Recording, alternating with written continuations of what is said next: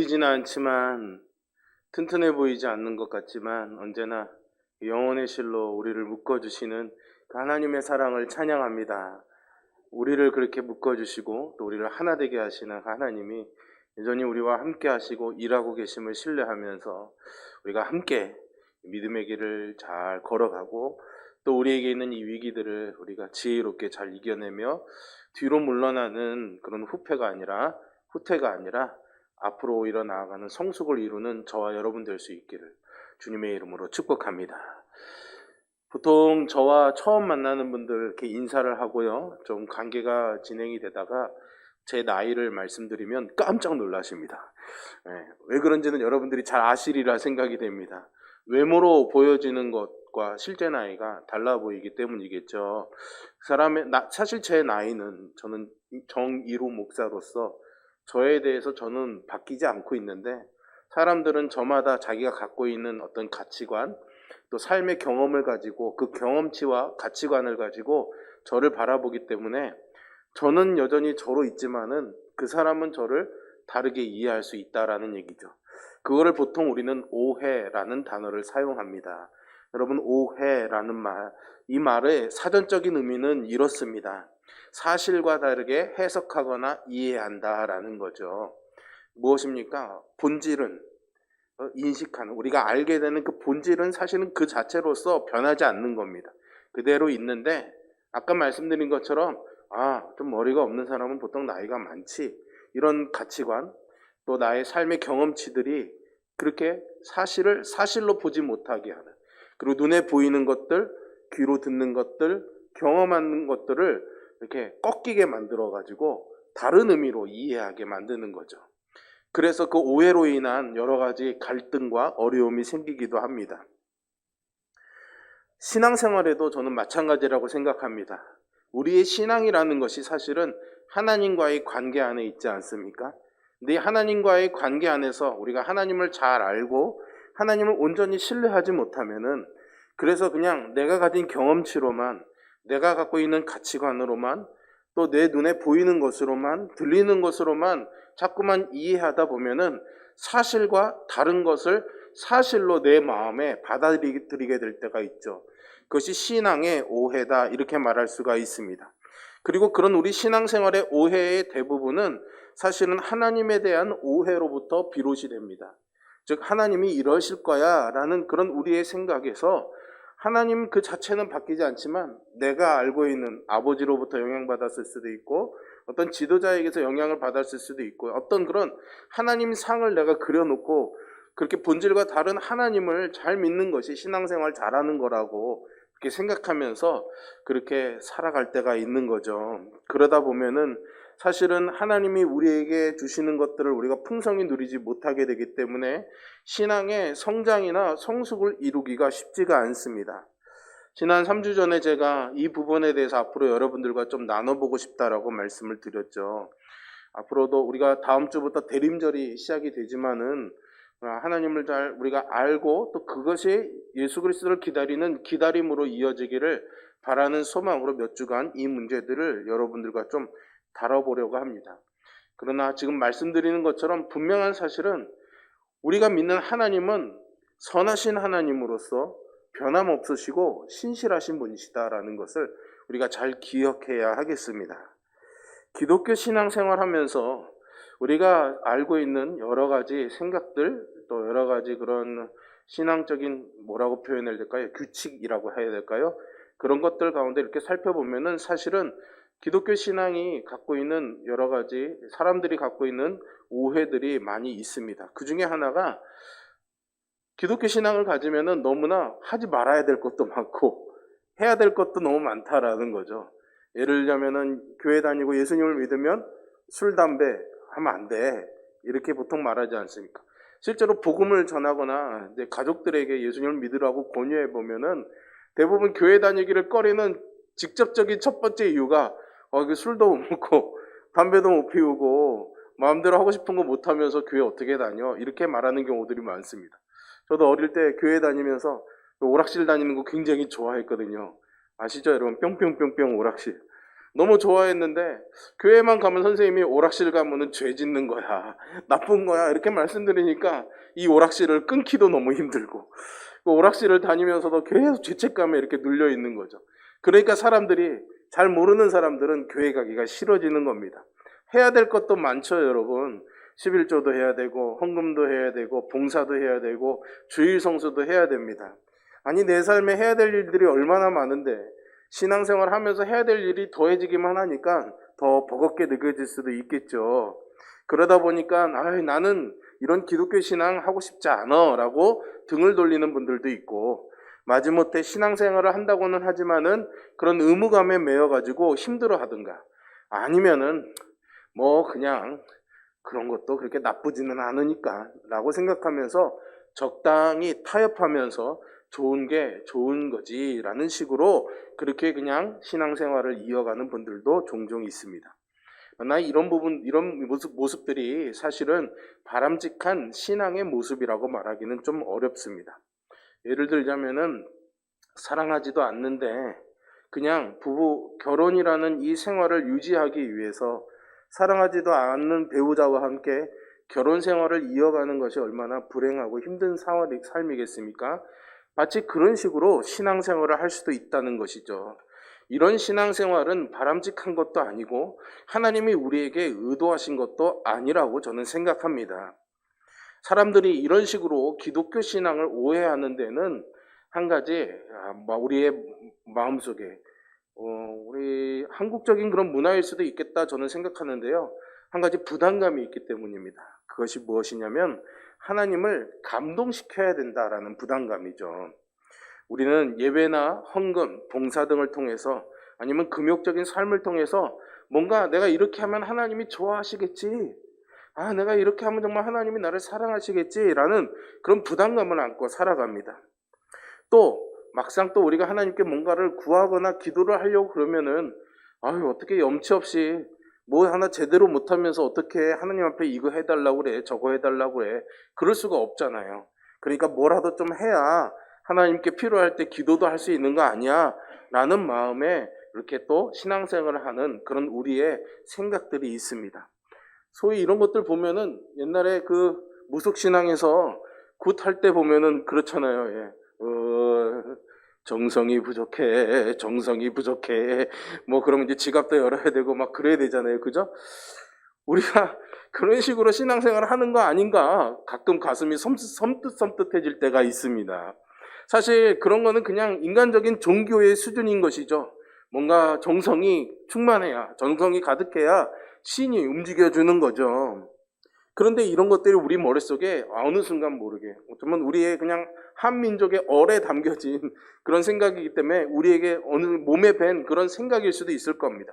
그러다 보니까 그런 것이 하나님과의 관계에도 영향을 주게 되는 거죠. 하나님이 정말 선하신 분이시라면은, 그죠?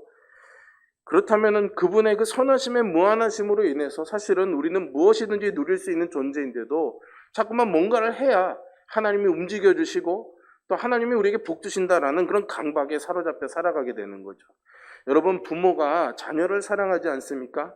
근데 그 부모님의 자녀 사랑은 자녀들이 부모에게 무언가를 잘한다고 해서 하는 사랑이 아니지 않습니까? 그냥 부모이고 자녀이기 때문에 자녀가 뭔가를 잘한다면 뭐 더할 나위야 없겠지만은 그렇지 못하고 자녀들이 좀 부족해 보이고 실수를 하고 밉보인다고 할지라도 부모이기 때문에 자녀를 사랑하는 것이 진정한 부모 사랑이지 않겠습니까? 하나님의 사랑도 그런 것이죠. 하나님의 선하심도 그런 겁니다.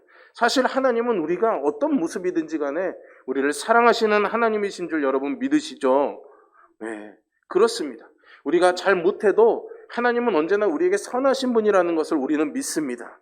그렇기 때문에 사실은 그 하나님의 선하심이 우리가 측량할 수 없을 만큼 무한하시다면은, 그렇기 때문에 사실은 우리가 무엇을 해도 사실은 그것에 상관없이 하나님은 우리를 사랑해 주시고 우리가 행복하기를 바라시고 그것을 위해서 일하시는 하나님이 되어주시는 거죠. 우리가 무엇을 잘하는지 무엇을 못하는지에 이것이 왔다 갔다 하고 하나님이 됐어 하고 등 돌리시는 분이 아니시라는 것을 우리는 잘 이해해야 됩니다. 이스라엘의 첫 번째 왕이 누구죠, 여러분? 사울이라는 사람입니다. 이 사울이 왕이 되어서 그 당시에 이 유대인들을, 이스라엘 사람들을 무던히도 괴롭히던 블레셋 사람들과 전쟁을 굉장히 많이 치르게 됩니다. 그 중에 한 전쟁이 있게 되는데요. 사무엘상 14장에 나오게 됩니다. 이 사무엘상 14장 24절에 보시면 사울이 전쟁을 치르다가 갑자기 군인들에게 이날 저녁에 승리를 하나님이 우리에게 주실 때까지 모든 음식을 먹지 말라는 금식의 명령을 내리게 됩니다. 왜 그랬을까요?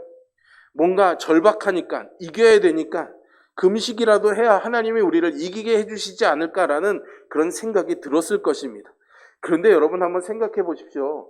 전쟁이라는 것이 뭐 지금이야 기계화가 되었기 때문에 순식간에도 끝날 수 있는 문제겠지만 옛날에는 사람과 사람이 맞부닥쳐서 힘과 힘으로 부딪히는 전쟁인데 그것이 그냥 한두 시간 안에 끝나겠습니까? 길면은 일주일, 짧아도 며칠은 끊임없이 계속해서 싸워서 결국에는 나가 떨어지는 편이 지는 게 되는 거겠죠. 그렇게 오랜 시간을 전투를 해야 되는데 그런 군인들에게 밥도 먹지 말고 싸우라면은 그게 가당키나 한 일이겠습니까? 상식적이지 않은 일이겠죠. 그럼에도 불구하고 사울이 이렇게 금식의 명령을 내린 것은 인격적인 그 하나님께 신뢰의 태도가 없었기 때문이죠. 하나님이 우리 지게 하시면 어떡하지? 금식이라도 해서 하나님께 도움을 구해야 하나님이 우리를 도와주시지 않을까라는, 사실은 하나님은 이미 우리의 편이 되어 사울왕의 편이셨는데 그에게 승리를 주실 하나님이셨는데 뭔가 우리가 잘하지 않으면 하나님이 지게 하지 내버려두지 않으실까라는 그런 두려움, 불안감이 그로 하여금 이런 종교적 행위를 하게끔 만든 것이죠. 그리고 그런 태도들이 결국에는 지친 군인들을 더 힘들게 만드는 결과를 만들었던 것이고, 다행히 전쟁에는 승리하게 되지만 율법에서 분명히 어떤 짐승을 취해서 먹을 때 그 피는 함께 먹지 말라고 하셨는데 이 군인들이 전쟁에서 이기고 뭔가를 먹으려고 가축을 도륙해서 먹다 보니까, 급하다 보니까 그런 피를 다 빼내는데 시간이 걸리잖아요. 그러니까 급하니까 그냥 그 피채 그냥 이 가축들을 잡아먹게 되는, 그래서 율법을 범하게 되는 그런 결과를 낳게 됩니다. 여러분, 성경은 죄인인 우리가 결코 하나님을 감동시킬 수 없다라고 말합니다. 왜냐하면 범죄한 우리는 그 자체로 이미 하나님의 이런 저주와 진노 아래 있기 때문입니다. 저주와 진노 아래 놓여 있는데 우리가 무엇을 한든 하나님의 마음을 감동시킬 수가 있겠습니까? 그러니까 사울은 사실 그냥 종교적인 행위를 한 것이죠. 선하신 하나님이 어떤 분이신지 인격적으로 경험해보지 못하고 그 하나님에 대한 신뢰가 없으니까 뭐래도 해봐야 되겠다라는 생각으로 그런 종교적 행위를 선택한 것입니다. 하나님을 감동시켜야 된다는 생각으로 그 무모한 맹세를 행했던 것이죠. 여러분, 제가 여러분께 이렇게 말씀드리는 하나님은 선하신 분이시다라는 것이 절대적인 전제로 남아 있습니다. 그러면 이 하나님의 선하심이라는 주제를 생각할 때 이것을 어떻게 이해해야 될 것인가 라는 생각을 좀 해보게 됩니다. 사실은 그 하나님에 대한 이해는 천지창조 이전으로 넘어가야 됩니다. 하나님께서 왜 이 세상을 창조하셨을까요, 여러분? 하나님이 이 세상을 만드신 이유가 뭘까요, 여러분? 만약에 하나님이, 물론 알고 계시리라 생각되지만 우리들을 창조하시고 우리의 타락과 인생의 이런 고통들, 또 인생들이 하나님 앞에 돌아서게 되고 배반하는 그런 일들을 하나님이 마주할 것을 아시면서도 왜 굳이 이 창조를 선택하셨을까요? 그냥 하나님이 하실 일이 없으니까 심심풀이로 천지창조를 하신 걸까요, 여러분? 저희 아이들이 레고라는 장난감을 굉장히 좋아합니다. 레고가 뭔지 아시나요, 여러분? 네, 잘 아시는 분도 있고 모르시는 분도 있을 거라 생각합니다. 조그만한 플라스틱, 조그만한 블럭들을 끼우고 맞추고 막 하다 보면은 사실은 요만한 쪼가리들인데 그것을 막 끼워 맞추고 가다 보면은 어느 순간 갑자기 그게 큰 왕궁이 되기도 하고요. 해적선이 되기도 하고요. 비행기가 되기도 하고요. 제가 봐도 너무너무 재밌더라고요. 아이들이 너무 재밌게 합니다. 만드는 재미가 아주 쏠쏠하지만 사실은 막상 완성이 되고 나면은 이거를 막 갖고 놀지 못합니다. 왜냐하면 잘못 건드리면 와르르 부서지거든요. 그래서 보통 저희가 하는 방법이 책장이나 장식장에 이걸 잘 모셔둡니다.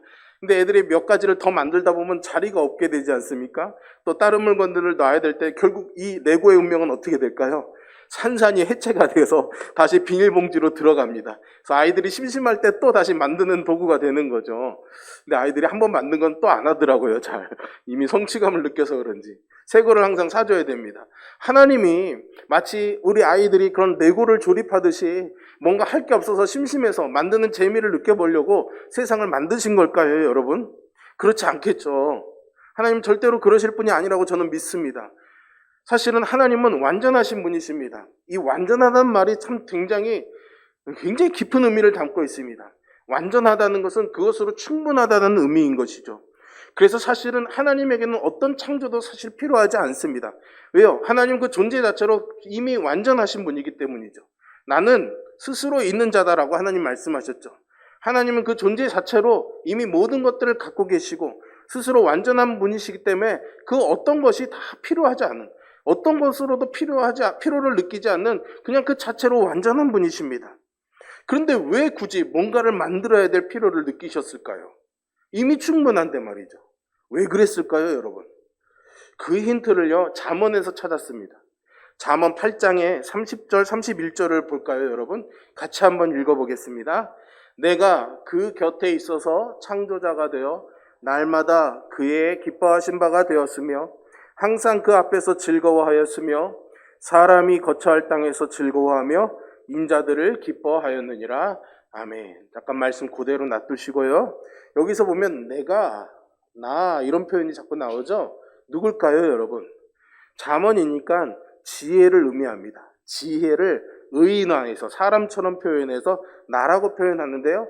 이것을 성경을 깊이 묵상하고 읽어가다 보면 결국 이 나라고 말하는 지혜는 결국 예수 그리스도다라는 사실을 우리가 발견할 수가 있습니다. 시간 관계상 제가 다 설명드릴 수는 없고요. 그러니까 여기 있는 나는 예수 그리스도이신 것이죠. 그런데 오늘 이 본문이 묘사하는 것은 천지를 만드실 때 창조자가 되어 이렇게 되어 있죠. 창조할 때쯤 성부 하나님 그리고 성자 하나님이 가지셨던 관계를 우리에게 보여주고 있습니다. 날마다 기뻐하신 바가 되었다라는 것은 내가 그의 곁에 있어서 창조자가 되어 그와 함께 창조자가 되어서 기뻐하신 바가 되었다라는 것이니까 성자 하나님께서 성부 하나님의 기쁨의 대상이 되었던 거죠. 성자 예수님이 성부 하나님과 함께 있으면서 예수님이 성부 하나님의 기쁨이 되었다라는 의미입니다. 그리고 항상 그 앞에서 즐거워하였다라는 표현은 성부 하나님이 성자 하나님의 즐거움이 되었다라는 그런 표현인 것이죠. 무슨 말인지 여러분 이해가 되십니까? 그러니까 성부 하나님과 성자 하나님이 서로 어떤 관계로 되어 있었다는 거예요? 서로가 서로에게 기쁨의 대상이 되었다라는 거죠. 창조할 때, 창조 이전에서부터 그 영원이라는 시간 속에서 성부 하나님과 성자 하나님은 서로 기뻐하고 완전한 즐거움 가운데 있었다라는 사실이고, 그것은 31절에서 보시는 것처럼 천지를 창조하시고 나서 기뻐하시는 모습에서도 여전히 드러나고 있습니다. 이게 잘 이해가 안 되죠. 하나님 한 분이시라는데 성부 하나님은 뭐고 성자 하나님은 뭔가, 거기다가 또 성령 하나님도 계시잖아요. 우리는 이것을 잘 아시는 것처럼 삼위일체라고 말합니다. 그래서 하나님은 한 분이시지만 세 분이기도 하시는 거죠. 이게 말이 이렇게는 표현되지만 실제로 무엇일까 사실은 우리가 좀 헤아려 보기가 쉽지 않습니다. 그래서 신학적으로도 이 삼위일체에 대한 설명은 굉장히 많이 있고요. 딱히 이게 정말 정답이야 라고 정설이야 라고 정할 수 있는 것도 사실은 없습니다. 여러분께 충분하지는 않지만은 그래도 그냥 우리가 신학 공부하는 시간이 아니잖아요. 그죠? 쉽게 그냥 한마디로 설명을 드리자면 성경이 가르치는 이 삼위일체의 교리는 하나님은 세 분이시면서도 한 분이시다, 이렇게 말할 수 있습니다. 뭐라고요? 하나님은 세 분이시면서도 뭐라고요? 한 분이시다.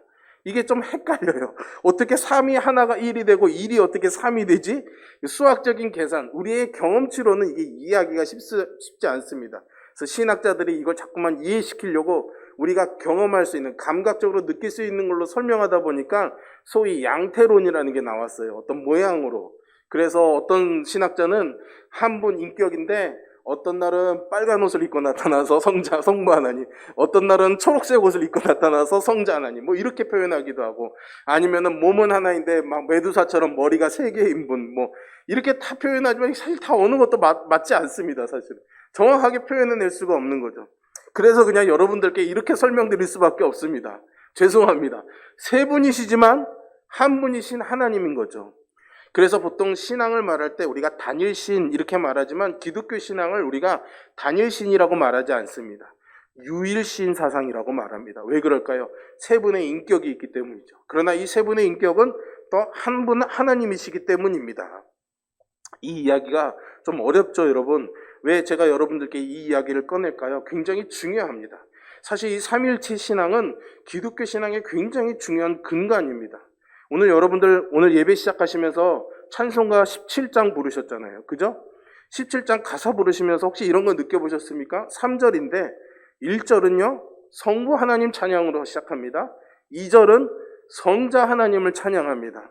3절은 성령 하나님을 찬양하죠. 우리가 좀 이따 예배 마칠 때 봉헌 찬양할 때도 389장 부를 때도 이와 비슷한 표현들이 나옵니다. 기독교 신앙은 성부, 성자, 성령 하나님 이분을 하나님으로 아는 이 삼일체 신앙이 사실은 굉장히 중요합니다. 오늘 본문에 적용해 보면서 이 삼일체 신앙이 중요한 이유는 하나님께서 삼위의 하나님으로 영원 전부터 계셨고 그 삼위의 하나님이 서로를 향해서 즐거워하는 관계 안에 있었기 때문에 그것으로 충분하셨고, 그러니까 그 삼위의 하나님께서 결코 외롭거나 심심해서 뭔가가 좀 나와 교제하거나 뭔가 관계를 맺을 필요가 있는 그 어떤 것이 필요해서 이 세상을 창조하신 것이 절대 아니다라는 것이죠. 세상의 창조는 하나님의 외로움에서 비롯된 것이 아니라는 겁니다. 오히려 거꾸로인 겁니다. 이 세 분의 관계가 너무 충만한 겁니다. 세 분의 관계가, 이 삼위의 하나님의 관계가 충만하니까 이 관계가 확장이 되는 거죠. 이 사랑을 더 나눠줄 수 있는 존재를 만들고 싶으셨던 겁니다, 하나님이. 그래서 하나님께서는 이 완벽한 교제를 통해서 충만한 기쁨과 행복을 누리고 계셨지만 이 기쁨의 정서를 하나님의 형상으로 만들어진 존재인 우리들에게 나눠주기를 기뻐하셨던 거죠. 여기서 우리는 하나님께서 왜 우리 인간들을 하나님의 형상으로 하나님께서 창조하셨는지 이유를 발견하게 됩니다. 그것은 하나님과 커뮤니케이션, 하나님과 교제하는 것이죠. 그 교제할 수 있는 존재로 우리를 창조하신 것입니다. 왜요? 하나님의 그 기쁨을 나눠주시려고, 하나님의 그 완전함, 충만함을 우리에게 베풀어 주시려고 우리를 만드신 것입니다. 그래서 우리는 결국 궁극적으로는 하나님과의 교제를 통해서 하나님의 이 기쁨을 느낄 수 있는 존재로 창조된 것이죠. 여러분, 자, 고개를 드시고 저를 바라보시고, 오늘 막 비가 오고 막 저기압이어서 그런지 여러분들의 마음도 저기압이신 것 같아요. 저를 바라보는 눈빛이 심상치가 않습니다.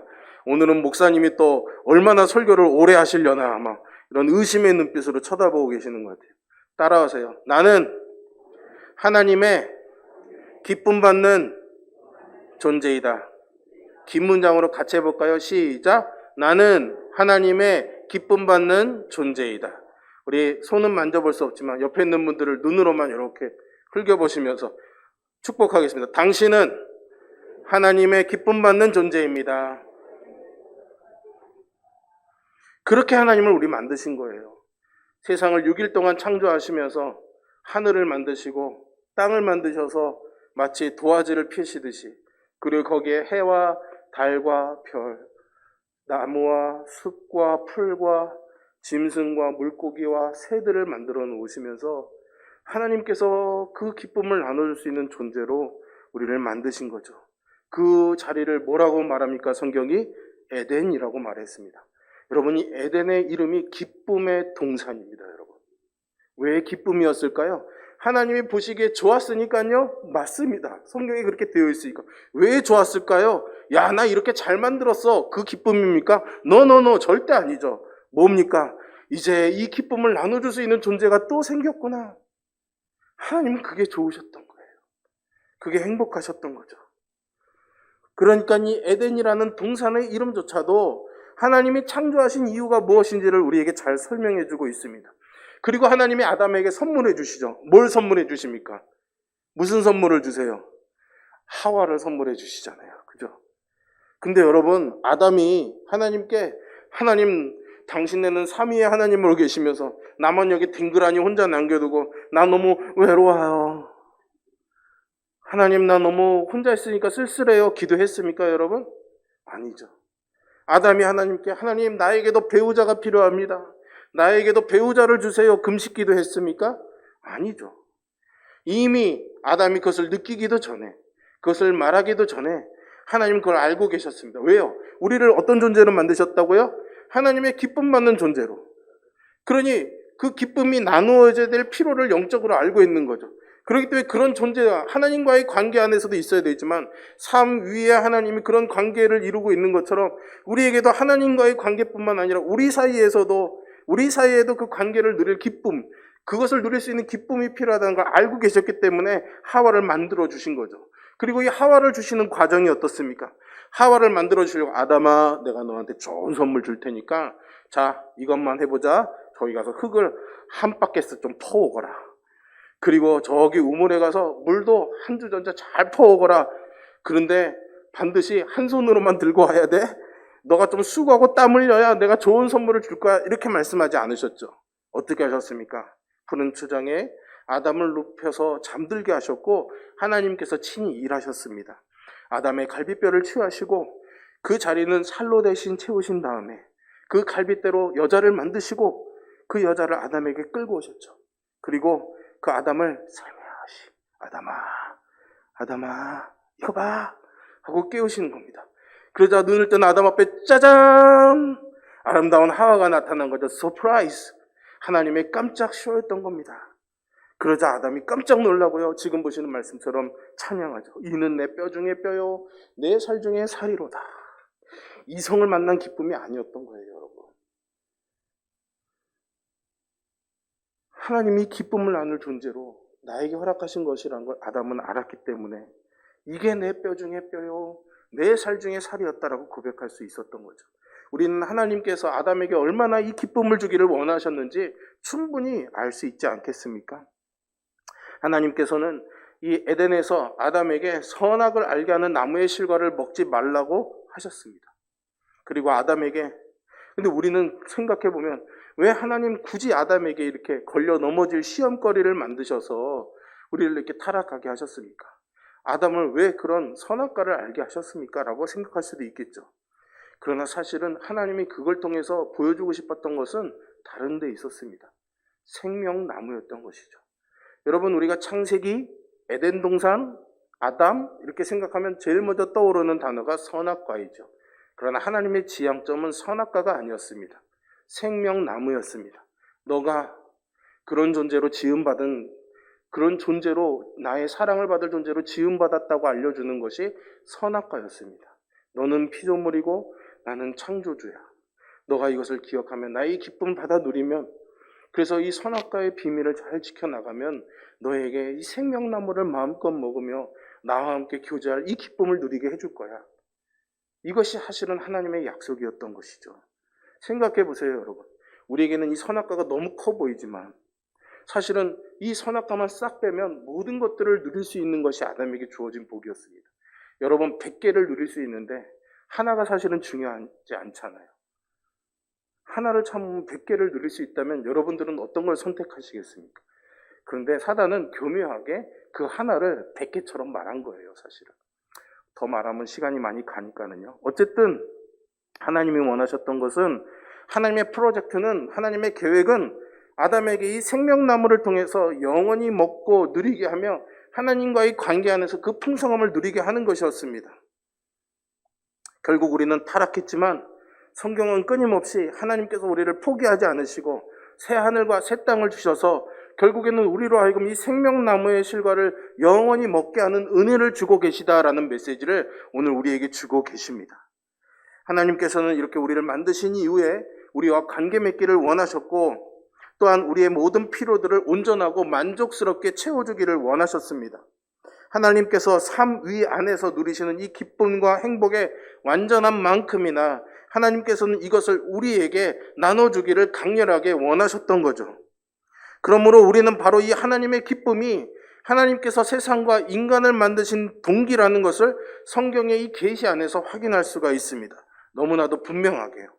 하나님의 천지창조의 동기가 삼위의 하나님께서 누리시는 이 넘치는 기쁨이었다면 그런 천지창조의 목적은 과연 무엇이었을까요? 궁극적으로는 하나님께서 영광을 받으시는 것입니다. 그런데 이 영광이라는 단어가 우리에게 너무나 추상적이죠. 하나님께서 천지창조를 통해 받으시고자 하는 영광은 피조물들이 하나님을 위해서 뭔가 열심히 일하고 고생을 함으로써 받는 것이 아니었습니다. 사실 이 천지창조의 목적은 천지창조의 동기와 이어지는 거죠. 하나님의 기쁨으로 기뻐하는 것으로 우리를 비롯한 모든 피조물의 세계들이 하나님께 합당한 영광을 돌릴 수가 있는 것입니다. 그러니까 하나님께서 먼저 사람에게 기쁨을 주시는 거죠. 그러면 사람은 하나님께서 주신 기쁨으로 기뻐하는 것입니다. 보통 이것을 우리는 은혜 받았다라고 말하는 거죠. 그리고 우리가 그것으로 기뻐하면 하나님이 뭐 받으시는 거예요? 영광 받으시는 겁니다. 예를 들자면 아까도 제가 부모와 자녀 이야기를 했잖아요.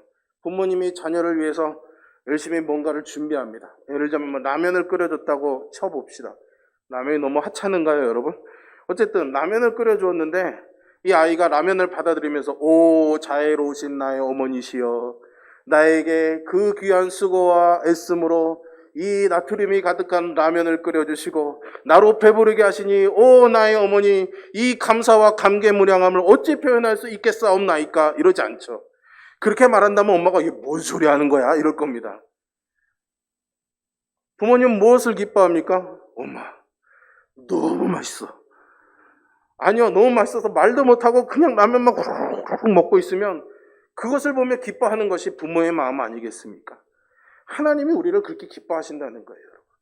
우리가 그렇게 굳이 표현하지 않아도, 부모님에게 나의 감정을 드러내려고 어떤 수고와 노력을 하지 않아도, 나의 행위와 나의 존재만으로도 부모님은 기뻐하시는 것처럼 하나님께서 우리의 존재만으로, 내가 그 하나님의 것을 누리는 것만으로도 하나님은 기뻐하신다는 거죠. 그리고 그것이 바로 하나님께 영광을 돌리는 것인 줄로 믿으시기를 바랍니다. 창세기 1장 28절에 하나님께서 명령하시죠. 생육하고 번성하고 땅에 충만하라. 땅을 정복하라. 바다의 물고기와 하늘의 새와 땅에 움직이는 모든 생물들을 다스리라. 여러분, 이 말의 의미가 무엇인지 이제 이해가 되십니까? 이거 다 너 거야. 너를 위해 만든 나의 선물이야. 왜? 나의 기쁨을 네가 누리라고. 왜 하나님이 세상을 만드셨을까요? 삼위의 하나님 안에 누리는 이 완벽한 기쁨을 우리에게 주고 싶으셨고, 우리가 그것을 누림으로 인해서 하나님께 영광 돌리게 하기 위한 것이었습니다. 그러니 우리의 신앙은 뭔가 해야 되는 목록들을 쭉 나열해 놓고 1번 했어, 2번 했어, 3번 했어. 나 완벽하게 10가지 다 했어. 나는 이 300가지, 이 중에 280까지는 충분히 해냈어. 그러니 나 잘한 거지? 라는 그런 목록들을 채워가는 것이 우리의 신앙이 아닙니다, 여러분. 하나님을 감동시키기 위해서 뭐를 하는 것이 기독교 신앙의 핵심이 아닌 거죠. 우리는 하나님의 기쁨을 누리는 존재로, 그리고 그것을 통해서 하나님께 영광 돌리는 존재로 지음받았습니다. 그러니 우리는 이것을 잘 기억하고 하나님께 영광 돌리는 삶을 살아야겠죠. 오늘 우리가 읽은 예레미야서의 본문은요, 심지어는 하나님께서 우리가 그런 삶을 살게 해주시겠다고 약속해 주십니다. 너 이제 이렇게 살아. 잘하는지 못하는지 내가 지켜볼 거야가 아니라 내가 그렇게 해줄게. 너가 나의 기쁨이 되게. 그리고 너가 나의 기쁨을 누리며 나에게 영광 돌릴 수 있게 내가 너에게 해줄게. 너는 나만 믿어. 나만 바라봐. 말씀하고 계시는 거죠. 정말이라고요, 여러분. 제 말이 아닙니다. 하나님이 그렇게 말씀하고 계세요. 볼까요? 40절과 41절인데요. 세번역 성경으로 한번 보겠습니다. 제가 한번 읽어볼게요. 말을 제가 조금 잠깐 바꾸겠습니다. 그때에는 내가 너와 영원한 언약을 맺고 내가 너에게서 영영 떠나지 않고 너를 잘되게 할 것이고 너의 마음속에 나를 경외하는 마음을 넣어줄 것이고 너가 나에게서 떠나지 않게 할 거야. 나는 너를 잘되게 함으로 기뻐할 거야. 나의 온 마음과 정성을 다하여 너가 이 땅에 뿌리 내리고 살게 할 거야. 이게 하나님의 약속이라고요. 다시 한번 읽어볼까요? 어떻게 읽어볼까요? 자기 이름을 넣어서 한번 읽어볼 겁니다.